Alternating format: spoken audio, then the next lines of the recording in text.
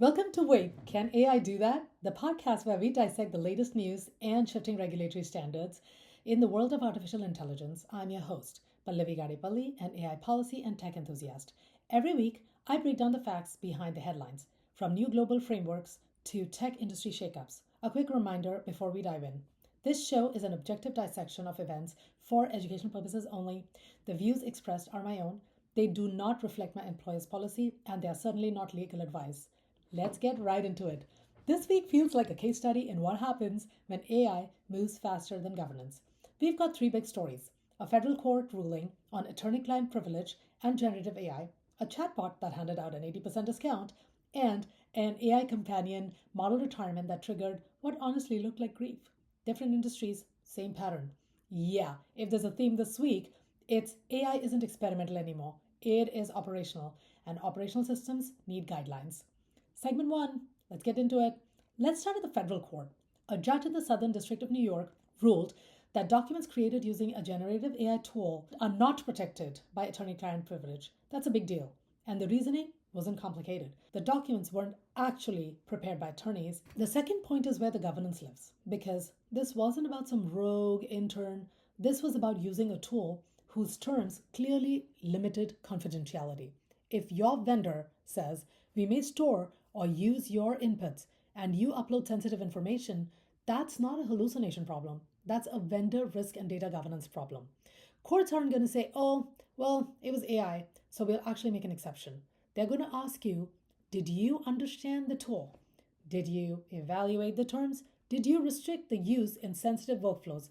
If you don't know how to do that, please look under your settings in any large language model of choice, and this will allow you not to share your personal information. Now, here's the broader governance takeaway, right? The moment AI enters privileged or regulatory workflows, it becomes a part of your compliance perimeter. It's no longer just a drafting assistant, it's a third party touching confidential data. And if you haven't approved it, configured it, or documented its use, you have actually created an exposure, a bad exposure. Let's get into segment two, the 80% discount chatbot. Wait, I want one. A small business used an AI chatbot to handle its off hour inquiries.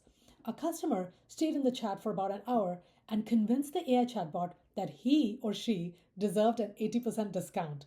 Yeah, 80% on a large order. Think about that for a second. Here's the part that actually matters. The longer the conversation went, the more the system bent, because LLMs optimize for being agreeable, for being helpful, right? And if you don't guardrail them with constraints, they will negotiate with you, which means this isn't just an AI went rogue story, it's a permission and control story. And would you give a new employee all the keys to like discount authority? Obviously not, but companies are effectively doing that. System controls are governance, discount caps are not. And this is where we're going to see more of the regulations coming through shortly, because AI agents are now making decisions that affect pricing, eligibility, or access. That's no longer marketing automation, that's operational decision making. And operational decision making is subject to scrutiny and legality. Let's hit segment three, Valentine's Day and AI companionship. This is an emotional one. An AI company retired an older conversational model that users described as excessively flattering and deeply affirming. And the timing, right before Valentine's Day. The reaction was pretty intense. One even asked whether the company would cover a bereavement leave. This sounds kind of dramatic, right? But it reveals something really important. We talk about AI in terms of bias, hallucination, and leakage. We don't really talk enough about emotional dependency. If your product becomes someone's daily companion, intentionally or not, removing it has psychological impact. And from a governance perspective, this is fascinating because you're just not managing technical risk anymore. You're managing human attachment risk, product stability risk, expectation risk. OECD has been building a workaround for all AI incidents and real world harms. And not all harms are financial or security related. Some are social, behavioral, emotional. If your AI product influences behavior at scale, the governance can't stop at content moderation.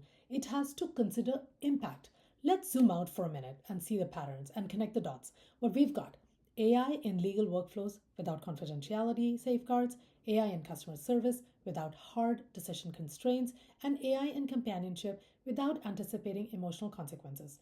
Three different industries, same issues.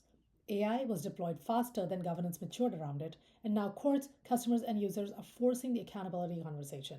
If you're an organization listening to this and there's an uncomfortable question, where is AI operating inside your systems today without defined boundaries? Where is it drafting, negotiating, advising, influencing, and who signed off on those controls? Because here's the reality, if AI is in production, governance has to be in production too. Not in a slide deck, not in a future roadmap, in the system. And that's the through line this week.